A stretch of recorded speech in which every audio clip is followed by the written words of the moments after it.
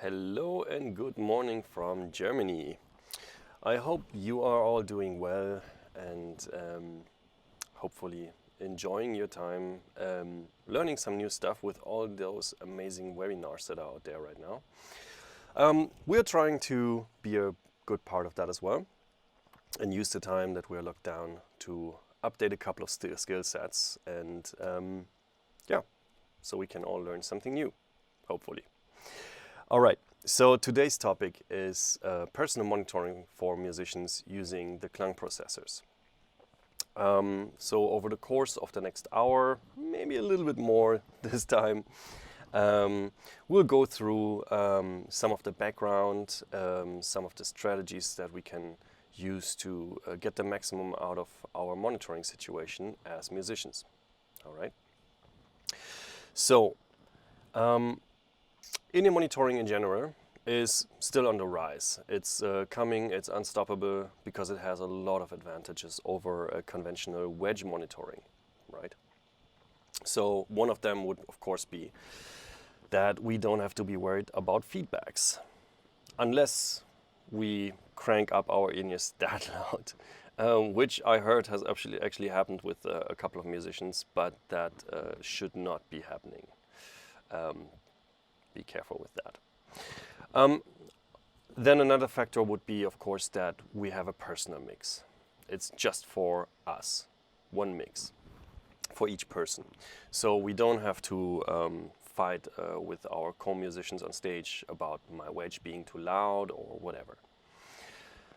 Then we are more or less independent from the acoustics of the venue. So no matter if we're playing in a big concert hall or in a small jazz club or an open air festival stage, the sound for our monitoring should be more or less consistent. Then, speaking of consistency, no matter where we move on stage, our sound is more or less consistent. So we don't have to be stuck in front of a wedge to be able to hear what we need to hear, but we actually can move around all over the stage or even into the audience. And then, in-ear monitoring gives us the potential to protect our hearing because we can listen at a lower volume. However, that is not a natural given. We can also damage our ears with in-ear monitoring if we do it wrong and if we give too much level to our ears. So that is also something we have to be very careful with. And we at KLANG think we came up with a couple of strategies and possibilities to make that a little bit easier to protect our hearing. Because no matter how many limiters we put into our signal path, there are some factors that cannot be prevented unless we take care of some very crucial basics of mixing. We will look at that later. Mixing in-ear monitors can be a quite hard thing, even for professional sound engineers, for multiple reasons. First of all, a conventional stereo or even mono monitoring, which we should never do, is a compromise. We hear three-dimensional in real life, so actually just putting and confining everything that we should hear on stage between our two ears inside our head is a very unnatural way of hearing. So that gives us some challenges with transparency, naturalness, and connection to the audience, as well as, of course, the hearing protection factor. So there are some situations where you are playing on stage and you will have a monitor engineer who is taking care of you. We also gave the monitor engineers some very good possibilities with a full integration in the top-of-the-line mixing boards, which makes it easy for them to work with KLANG and give you a binaural sound or an immersive sound on your ears. But in other situations, often theaters, houses of worship, TV productions and so on, it has become more or less a standard that musicians are mixing themselves with a personal monitoring mixer. But that is also not without challenges, simply because a musician is not necessarily a sound engineer. A musician knows kind of what he needs in his mix, but he doesn't always know how to get there. So it is very important to make it as easy as possible for the musicians to, find a good mix. We will look at KLANG's approach for that in detail. One of the most obvious factors of that approach that we chose is to have a very clean interface, a very clean view on what we do in terms of mixing for ourselves on stage. So the levels are very clearly color-coded. There are name tags and little icons, so it just takes one glance and we know exactly which fader we want to move. We don't have to look around on some little device and try to think about which combination of buttons and rotaries we have to use to get somewhere. It's just all there in plain sight. Same thing for the positioning. It's very intuitive with just a representation of the head where we can just move the signals wherever we want to have them. So that makes it quite easy. We can use multiple apps at the same time. So each musician can have their own control device to control their own mix. Again, that makes it much easier for us to not get in the way of each other and give us actually a personal control. Those control devices are compatible with a whole range of devices that you might already have, or your venue might have that. It can be an iPad, an iPhone, it can be a Mac, a PC, or even an Android device. So a whole range of devices can be controlled even wirelessly by using a Wi-Fi router. So no matter where you are on stage, if you're moving around on stage, you can have your control with you.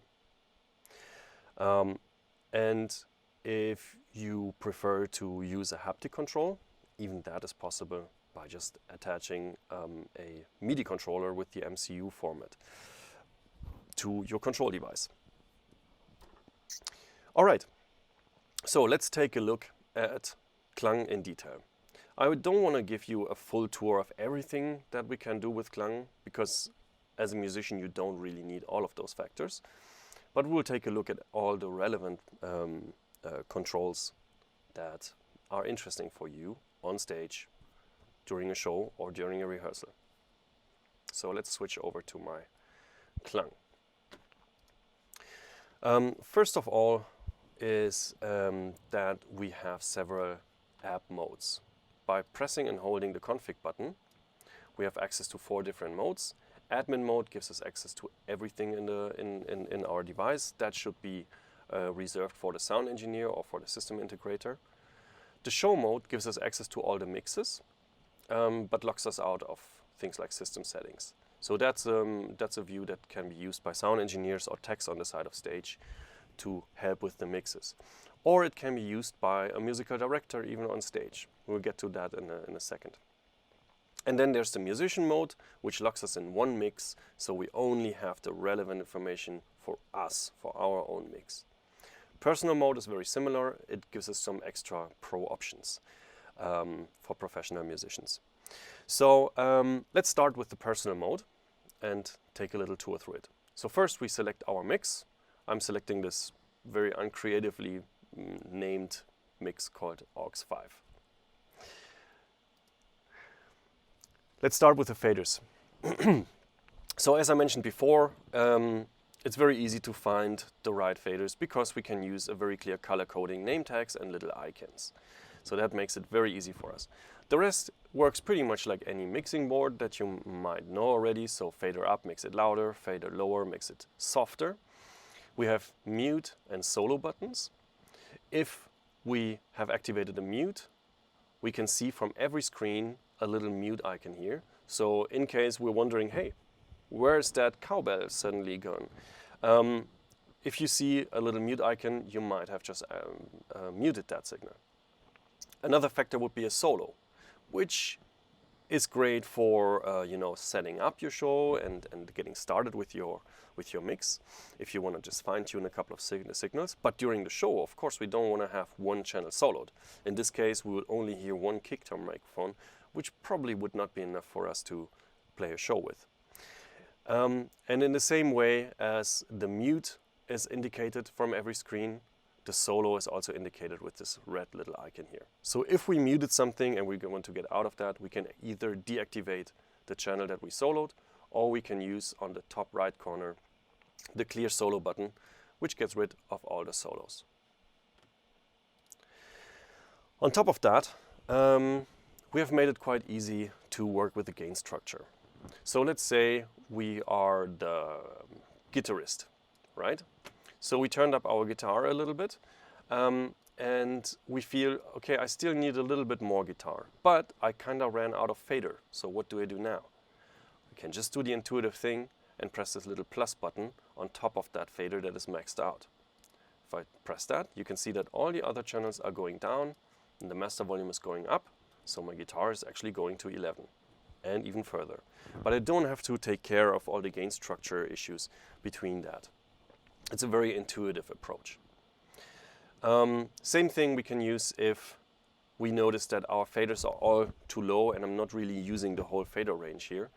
I can just go and press the plus button on the master fader, and that will just elevate the whole levels to give me a little bit more sound on our ears. I know that a lot of musicians try to work in a lower fader value here to always have headroom to get louder and all that stuff. I would definitely not recommend to do that, because the more you're using the full gain that you have on your faders, the more protected your hearing is against accidental moves. So if, for example, all of my faders would be down at minus 40 decibels, and then accidentally I move them up here, that would give me a very, very loud increase on my ears. While if all of my faders are in this range here and I accidentally move something up, it would just make it a little bit louder, but not an extreme change. And those extreme changes are what are dangerous for the ears, right? So this makes it quite a bit easier. Also, we have this second function on the bottom right corner. I'm in the way. So here, if I press that, you can see that the solo and mute buttons change to P and E buttons. P will lead me directly to the position of that single channel that I'm working on right now for some fine-tuning of the positioning. And E will lead me directly to the naming. So if I want to rename or recolor or use a different icon for the selected channel, I can easily do that from here. There are even some quick labels which are preset by us for the different icons, and smart labels which remember the 4 last names that you typed in for each icon. So naming and changing that is very, very fast for you. And by the way, in personal mode, if you change a name, that is only changing the name for your view. So, for example, if you're the guitarist and you have a beef with the bassist, you can call him bassist of hell, or bassist from hell, probably, yeah, whatever. So now I can get a chuckle out of that whenever I look at it, but the bassist actually won't see that, so that's only for myself. That protects also the peace in the band. All right, there's a second mixing view that we can take advantage of. If we press the fader button again, which leads us to the groups. We can assign up to 16 so-called DCA groups for our faders. A DCA group is basically a remote control for multiple faders. So in this case, my drum DCA is moving all my drum channels at the same time. So now if we take a look at the faders, you can see that all my drum channels got 3 or 2 decibels louder than before. At the same time, when I'm using one of those groups, we can take advantage of the relative mixing functionality. Relative mixing functionality means that whenever I move up one group, the other groups are moved down in volume a little bit. You can see that. And it also works the other way around. That is really helpful, again, to protect our hearing. Because instinctively, when we are doing a mix for ourselves or when we request changes from our monitor engineer, we would always request more. That's a completely natural human thing. So I would ask for more kick, more bass, more guitar, more keys, and so on. But the problem with that is that my overall volume will be slowly raising in my ears. And again, that's dangerous, especially if it's a slow change, because our ears get used to the new volume very fast, and we don't actually notice how loud we're blasting our ears. So again, that's very dangerous. And having the possibility to work in relative mixes, so even if I turn up the guitar now quite a bit, the rest of the signals will be turned down. So we're just working in balances between those groups, but our master volume stays more or less the same. So That is exactly basically what we want to do. We just want to change the balances, but we don't want to change the full volume. Okay, so let's take a look at the positioning. Positioning is very intuitive here. So in the first view that we are getting is the stage view or the orbit view, where we have a top-down view on a head. If I take a signal and move it somewhere inside this circle here, it will be just in stereo. So there's no processing, no 3D, no immersive sound for that single signal. It will be just going straight through in stereo. However, once I move that signal out on that purple ring around my head, it is placed on a horizontal plane around my head. Very intuitive. You might ask, okay, yeah, but what are good positions that we can work with? We'll get to that in a little bit. If we press the stage button again, we get to the elevation view. The elevation view gives us the possibility not only to move the signals around our head, but also move them above our head and below our head. You can just imagine this as the screen folding around your head in a circle. So this here would be right in front of your nose. This would be beside your left ear. This position would be beside your right ear. And then this point and this point would be meeting behind my head. So both are the same actually. This one and this one is the same, exactly behind us. And then all of this area above here is above our head level, and all of this area here is below our head level, right? We also find the groups here again, but in this case not for mixing purposes, but just to clean up the view. As you can see, now I see all the inputs that I'm using. If I focus on the guitars, I can only move the guitar, but all the other signals are unmovable, right? So that helps us to just always have a good overview.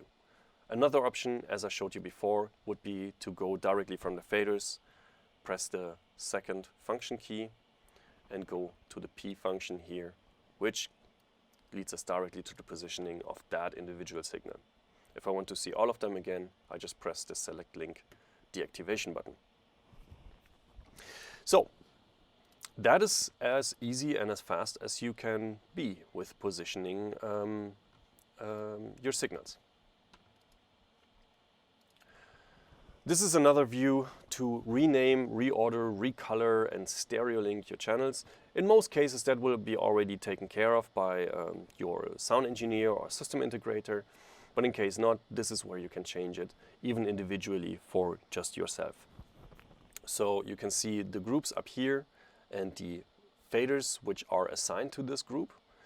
Assigning a fader to a different group is as simple as dragging and dropping it. It's a very intuitive workflow. And if I click here, I get also to the naming again, so I can change the coloring or the icon and the name.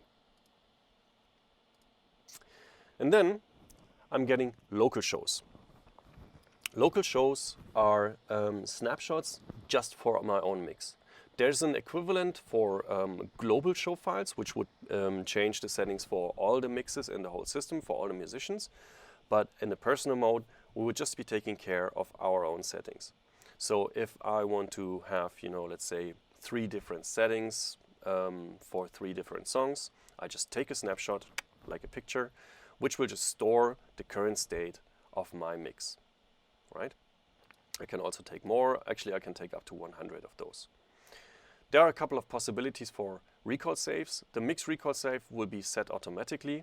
That just means if there's a global snapshot change and you don't like how that is done and you want to be independent of that, you can just recall your own snapshot and that will automatically recall save your mix, so you're protected from the global changes and you only do your own changes that you want to do. You can also recall save certain input channels, positions, volumes, master volume, for example, and so on. Those are a little bit of the deeper functions. In many cases, you won't even need that, but for more complex shows, that might be quite handy to have the possibility.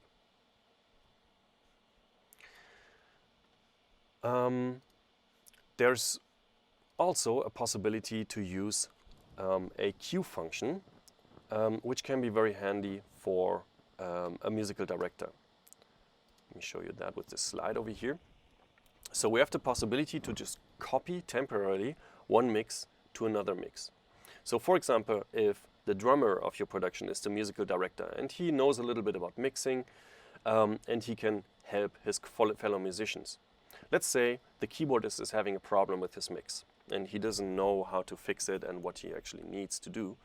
The drummer could just simply tap into the keyboardist's mix, hear what the keyboardist is hearing, help him with some levels and positions, and then go back to his own mix again without even having to leave his drum chair. It's a very handy thing, especially when there's not so much personnel in your production. So the keyboardist doesn't have to call the front of house engineer to just run on the stage, you know, plug himself into some device in order to help you. You can just take care of that amongst yourselves on stage. And then we have a EQ function. For that, I need to go to the show mode and select another device. Let me show you that. So now you can see it again. We have integrated a, let's say, musician-friendly and stage-friendly EQ. Because as a musician, as mentioned before, you're not sound engineers. So we don't necessarily have the experience or the knowledge or the time to just fiddle around with EQs until it sounds good. So our approach is that we integrated a preset-based EQ. So for example, I can select the kick drum preset and press the tune button. This gives me a preset EQ curve that will fit with most bass drum signals. And I have just one control, which I can just use with my finger on a touchscreen to increase the EQ changes, or I can flatten it out or even invert it, and I can tune it to my instrument that is in here. So I can just intuitively move this around until it sounds good and just leave it there. And I don't have to take care of anything else like frequency, gain, and Q factors and all that stuff. So that makes it very intuitive to work with an EQ. This EQ is global for the whole unit that you're using, so it's basically behaving like a mixing board, so a kick drum has the same EQ curve for every musician. So that should be taken care by one of the musicians, could be, for example, the music director. Okay, so this is the quick and dirty overview for operating Klang. In most cases, that is what you need during a show.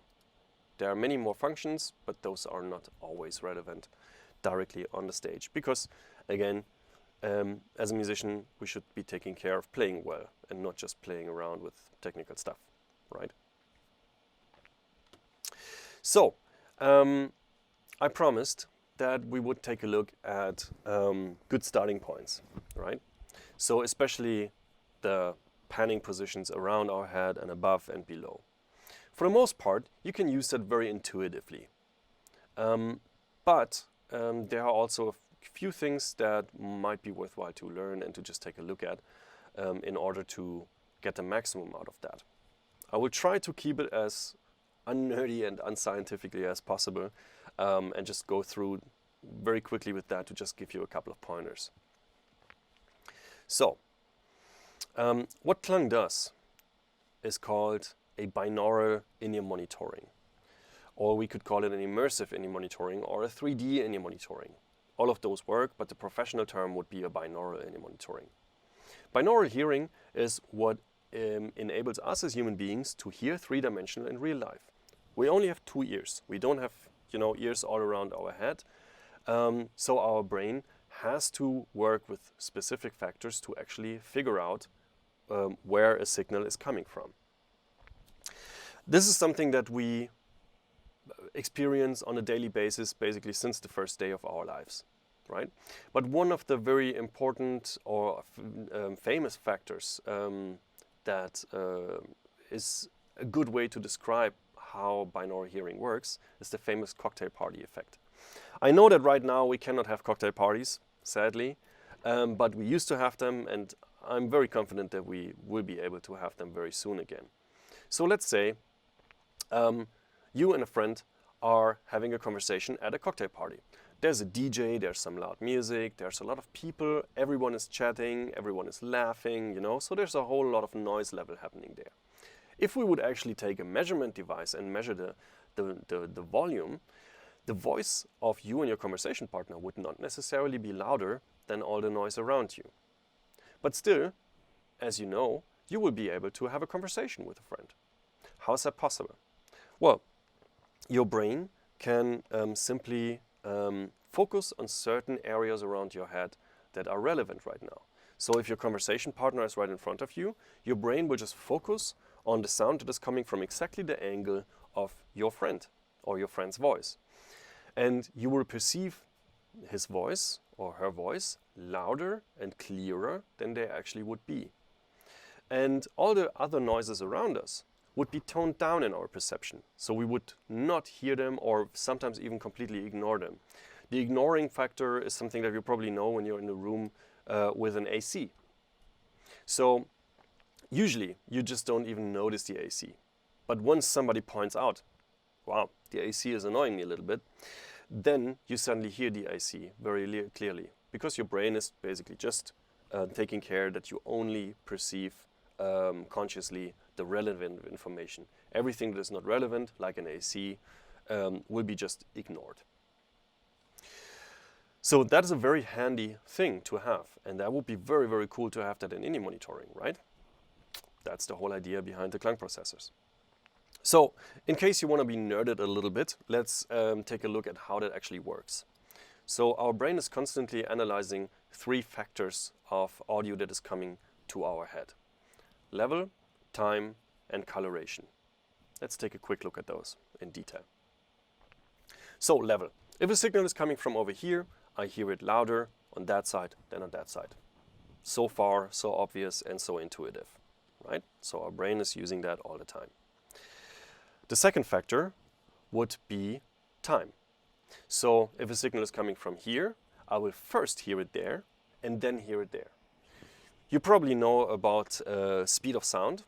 So sound needs some time to travel through air or through different materials. And every material has a very specific time that the sound is traveling per meter.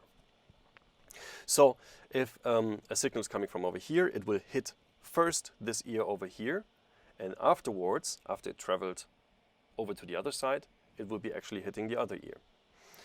Little fun fact, that is actually a frequency dependent delay. So some frequencies of that signal over there will arrive on the other side at different times than other frequencies. But you don't have to worry about that. That's something that happens completely automatically with our perception. Our brain is doing that all the time. And the third factor is a coloration of the sound. The coloration comes through the individual shape of our earlobes, to a certain extent also the head and torso, but our earlobes are the most important factor with that. So if a signal is coming from over there, it will be hitting specific points in our earlobes, and from there will be reflected into our ear canal. And depending on the shape and consistency of that point, every angle of sound that arrives at our head has a very specific sound or coloration, or we call it a frequency signature. So our brain knows exactly how something sounds that comes from there, or from there, or from there. The interesting thing is we don't even notice that in real life. But I can invite you to do a little bit of an experiment later, after we're done with this webinar here, because it's quite interesting to just see how our brain is actually dealing with all that and just to feel the mechanics behind it.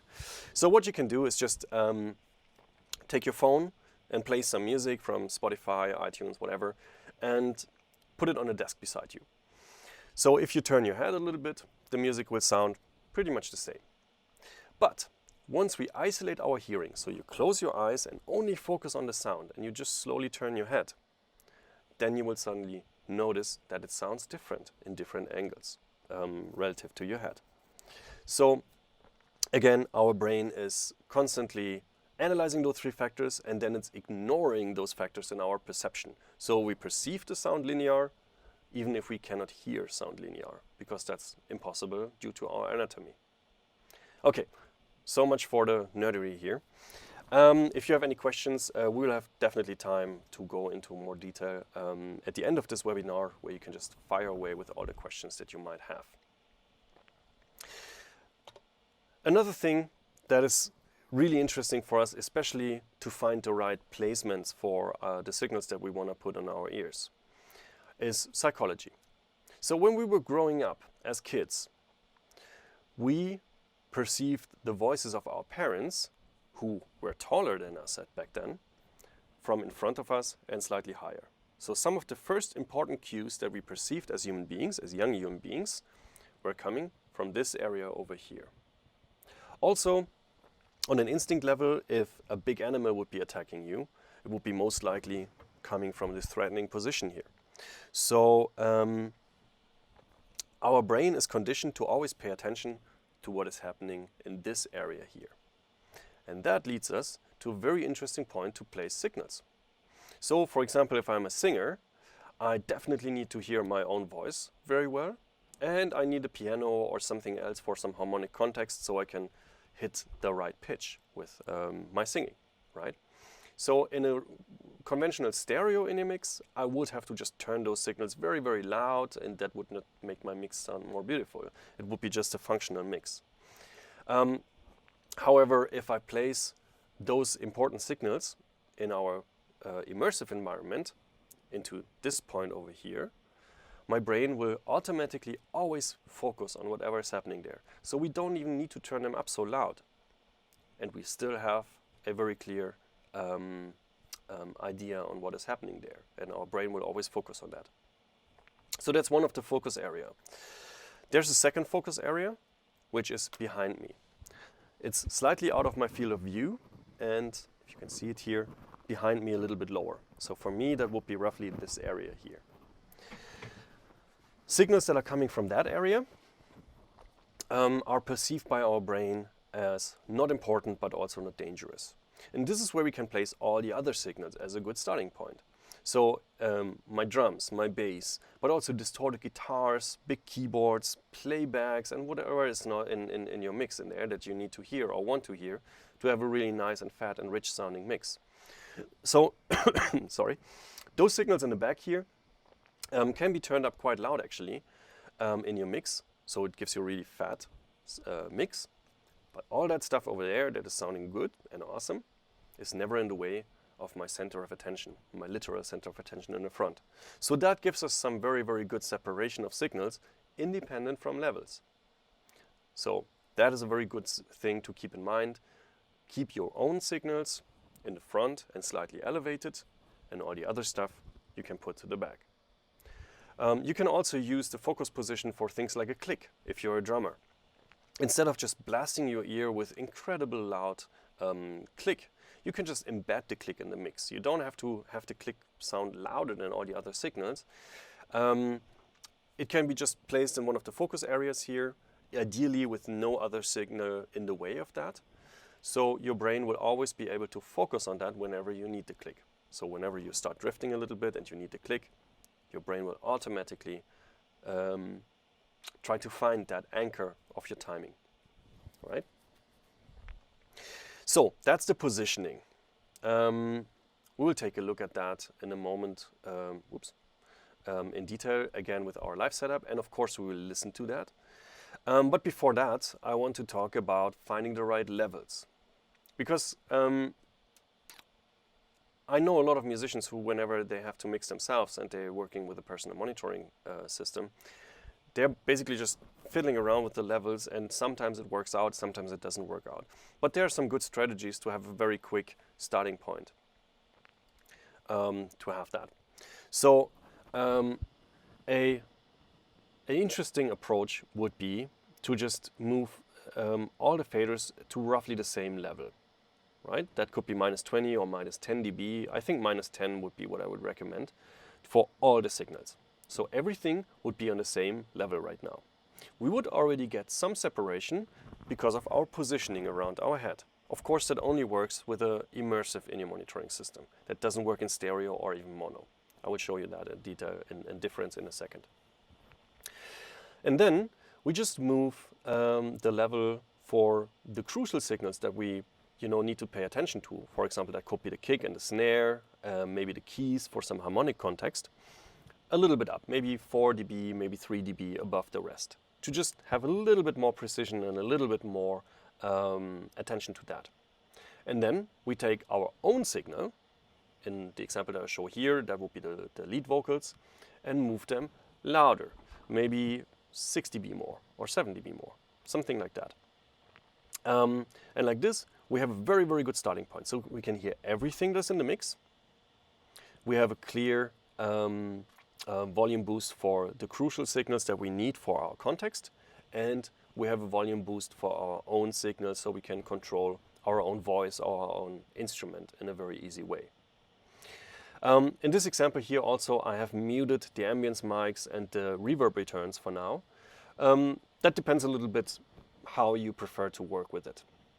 But when you're just getting started with your mix, it might make sense to just completely mute those signals for now and first take care of all the individual signals, make sure that you have a mix that you can have a good starting point with, and then you start moving in ambience mics and effect returns.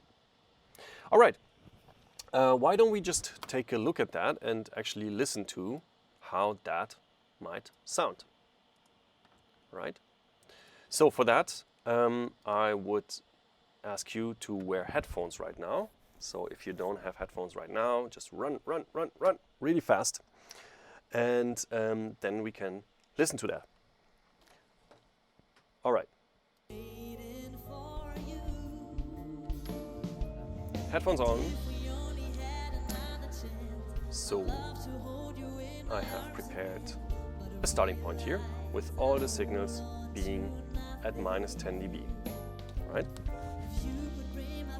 So you should be able to hear something already. Turn it up a little bit.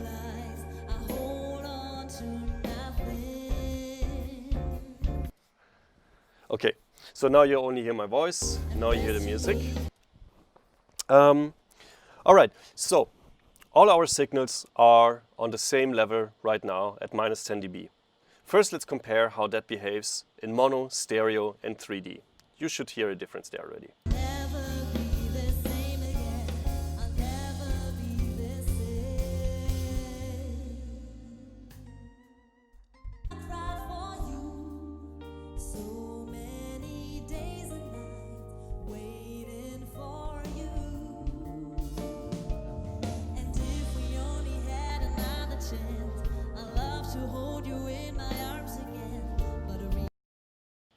Okay, so what you probably noticed is that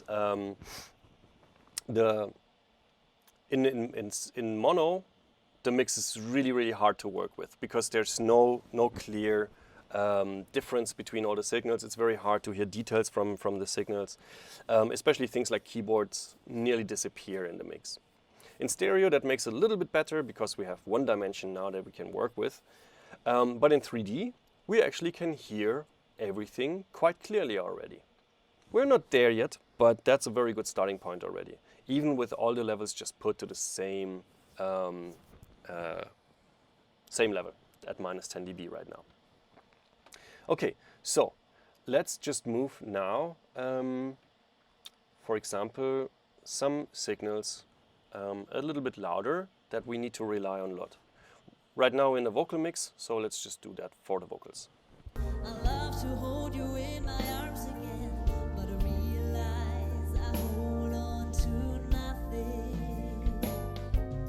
If you could bring my feelings to the top, we could be dancing till the music stops, but I realize I hold on to nothing. So help me out and rescue me before I drown, but I know there is.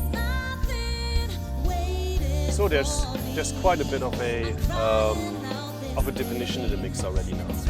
But for a singer's mix, the lead vocals probably would have to be a little bit louder, so let's take care of that.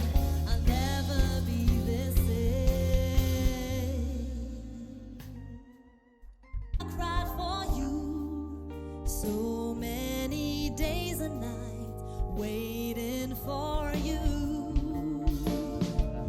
And if we only had another chance, I'd love love to hold you in my arms again, but I realize I hope.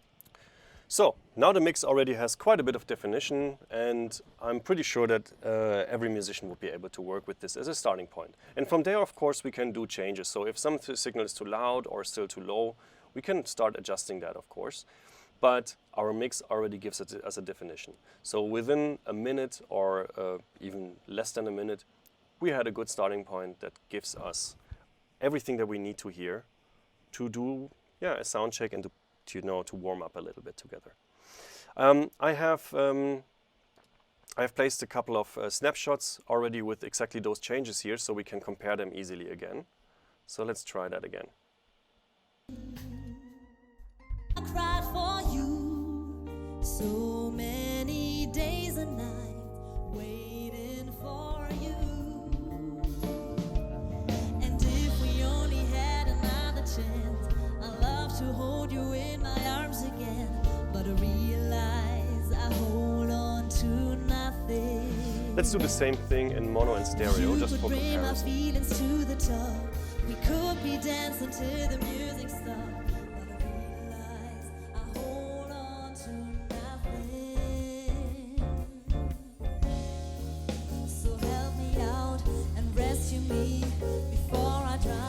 But I know there is nothing waiting for me. I'm crying out this pain, and it's driving me insane. I'll never be the same again. I'll never be the same. I cried for you so many days and nights, waiting for you. We can also take a look at that for the perspective of other instruments. So for the vocals, I have placed the lead vocals in the front and slightly elevated position, like I showed you before. I've put the keyboards and the guitar and most of the drums and bass behind us. So we have already a very good separation between all the signals, and we have this natural focus just through the positioning. For the drums, I have done that a little bit different, so the drums are completely in the front of that. For the guitar is in front of us directly, and the vocals are moved out of the way. Okay. So let's listen to the drums. Just switch that over.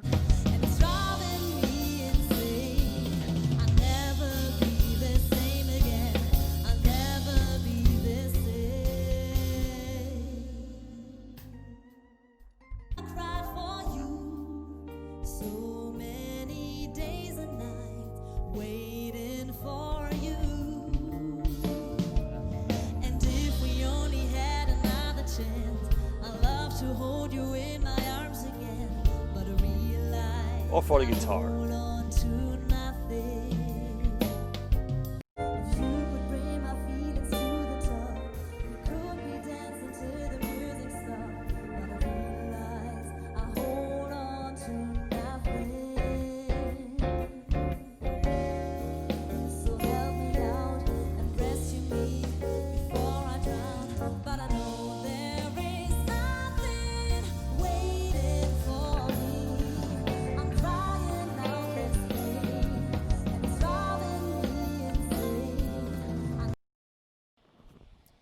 Okay, so much for that. Please let me know in the comments if that made sense, if you have any questions for that. Because we're moving slowly towards the questions part of this webinar. So while you are gathering questions that you might or might not have, let me just talk about two further factors that are important for you as musicians. So there's one big thing that we can see all over the world in stages where musicians are just using one in-ear and the other one they keep it out. Yeah, you probably had some discussions with your sound engineers about that already, that it's not a good idea for multiple reasons. So I think the intuitive idea behind taking one ear out is just to have some ambience and to just have some localization. Quite clearly, that sounds like a good idea, but it comes with some side effects. First of all, when we're using KLANG, so we're using a binaural, immersive in-ear monitoring situation, we don't actually need that because we have the orientation, we have the spatialization and the separation between the signals. And we can use much more ambience microphone signals in our mixes, so we actually have a connection to the audience. So there's not so much of a need to take one ear out of that. But talking about the side effects, you can do a little experiment for yourself. So if you have ideally a headphone amp or something with a button or like a stereo or whatever, just put in music and put your headphones in, where both of your in-ears turn down the volume to off, and then slowly start moving it up until you find a comfortable listening volume. And then you just make a little marking on where the level is. Then you turn it down again to the off position. Then you take one ear out, and without looking at the button, you just move it until you find the same perceived level that you had before. The thing is, when you do that, you will end up at pretty much exactly 10 dB more. So there's a proven fact called binaural summation that has nothing to do with the binaural processing that we're doing. It's just talking about the two ears. So it just says that if you're using both ears, you need 10 decibels less volume than if you would just use one ear to get the same perceived volume. So if we think that through, that means if you take one in-ear out, you will blast your other side with 10 decibels more of volume. That is basically 3 times as loud. So that's really dangerous for your ear, okay? So be very, very careful with that. I would definitely recommend to never do that. And feel free to just do this little experiment yourself. It can be quite shocking, actually, how much level you blast yourself with. Especially if you, after you just turned up the volume and have just one ear in, and then you move in the second ear in, then you will notice how damn loud that actually is. So be very, very careful with that. Another factor that I want to talk about before we get to the questions would be hearing fatigue. So you probably know the situation that you did a sound check, you either did your own mix or you asked the monitor engineer to do a mix for your ears. And you were fine and you could start playing, and then roughly after 1.5 to 2 hours, and especially a longer rehearsal or recording situation, you suddenly feel like something in the mix changed because you lost all the precision. So sometimes you would ask your sound engineer if he changed something, and he would deny it. But the thing is, what you're feeling there is hearing fatigue. So, sorry about that. Listening to a stereo mix is an immensely hard process for your brain. It's an active process for your brain. So your brain actively needs to focus on dissecting the audio and just actually giving you all the information that you need to play. And roughly after 1.5 to 2 hours, your brain is too tired to go on with that, so it just gives up and it doesn't try anymore to separate those signals. And the result is that you feel that you lost all the precision in your mix. Pretty bad, right?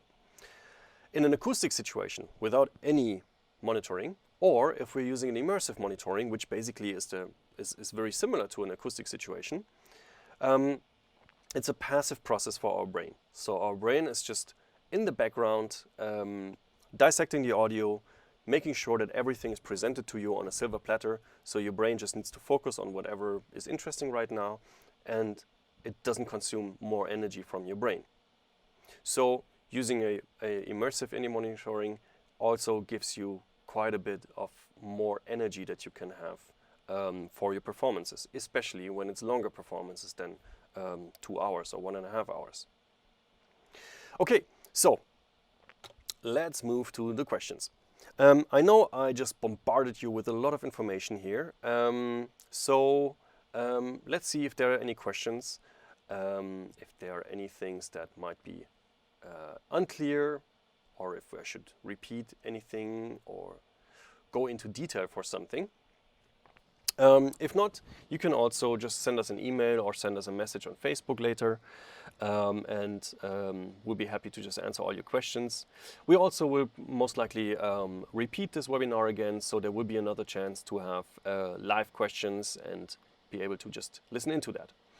If you guys are sound engineers, feel free to just forward this to your musicians and invite them to just join us for the next time with all the questions, because it just might make your life also quite a bit easier if your musicians are more or less independent and they get to a very good result of mixing very quickly already. All right, so I can see there are no questions at this time, which is great. So either you all fell asleep or I did a more or less good job explaining it. Thank you very much for your attention. Thank you for your time. Stay safe, stay healthy. Make sure to tune in on Thursday at 5 p.m. Central European Summertime, so the German time, when we ask the question, how do you immerse again? This time we have a very special guest, Pascal Schillo, the guitarist of Eskimo Callboy, a band that is using Klang since I think more than 5 years already as a personal monitoring system on their concerts. They actually are a quite big band now. They play really big shows, but they're really happy just with mixing themselves, and they actually have quite a bit of experience that they are happy to share with all of you in their strategies and approaches to get a very good monitor mix out of it. All right, so that's it from my side. So Thursday, 5 p.m. Hope to see you again there. And keep an eye out on our website for future webinars and future topics. If you have any suggestions, also let us know. Because actually this webinar that we did today was a suggestion that we got from several people who saw our webinars. So we definitely react to that. There's actually one question in here from Guillaume. Hi. I'd like to know about remote OSC control, another webinar. Yes, actually we did a webinar. I think that is still online. Maybe my colleague Marcus, if he's monitoring the comments right now, could take a look at the link and post it in here. We will also repeat that. So there's a full webinar with a lot of information on MIDI, MCU, as well as OSC. So my colleague will just post it into the comments, or if that doesn't work right now, then just feel free to just send us a message and we'll provide you with the correct link. Tom, hey buddy. This should be on YouTube soon, so I can link it to musicians so they can understand what it is. Sure, yeah. We are not sure when we will put it on YouTube. It will definitely come on YouTube, but probably not right away. However, I think we're going to leave this one online on Facebook, so there should be a permanent link that you just can distribute to your musicians afterwards. Cool. Let's see if I missed anything. Hey, you. Thank you very much. Actually, you was one of the persons who gave us the idea to do this webinar. So thank you very much, you. That was very helpful, and I'm glad that you enjoyed it. All right, so that's it from my side now. So have a wonderful day. Stay healthy, stay happy, have a good drink, and see you in our next webinar. I'm looking forward to that. Bye.